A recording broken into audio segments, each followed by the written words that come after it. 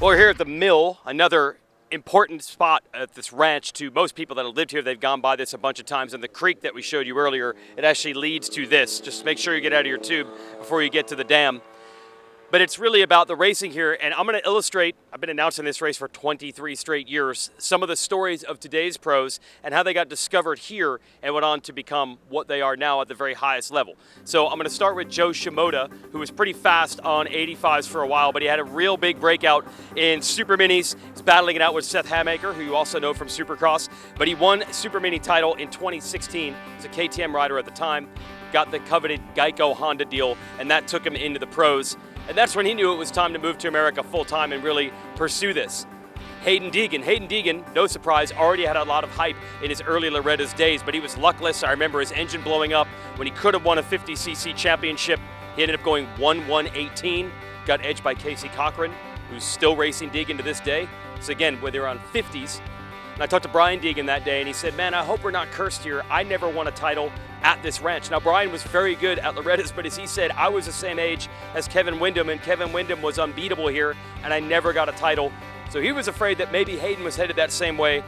2 years later, he finally did get a title, 2017, in the 65 10-11 division.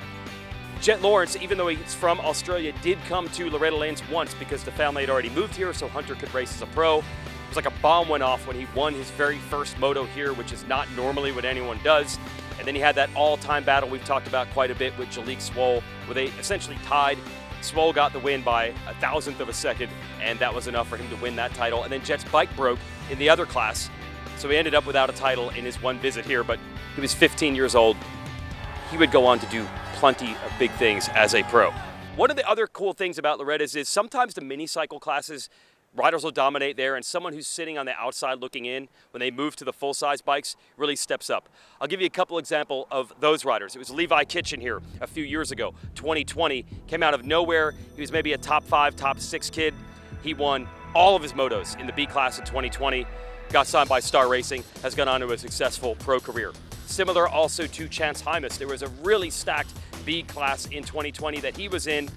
Jet Reynolds had been dominating on mini cycles. He was probably the favorite. Hymas ended up getting a championship that year. That led to a factory ride with Honda that he still has to this day.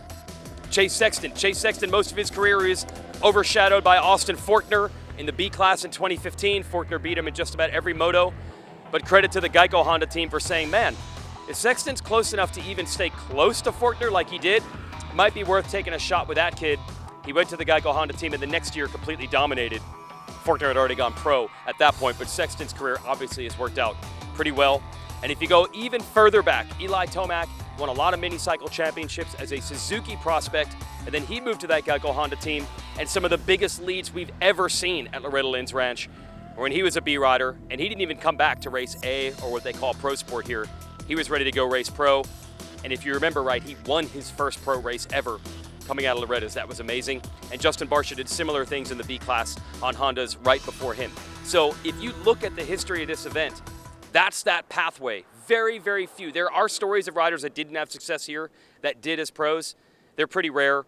And I can go all the way back to Cooper Webb, who won a PW50. That is the smallest motorcycle here, the 4 to 6 class. Won a championship in a PW50 in 2002. Still racing Yamahas now and still doing pretty darn well.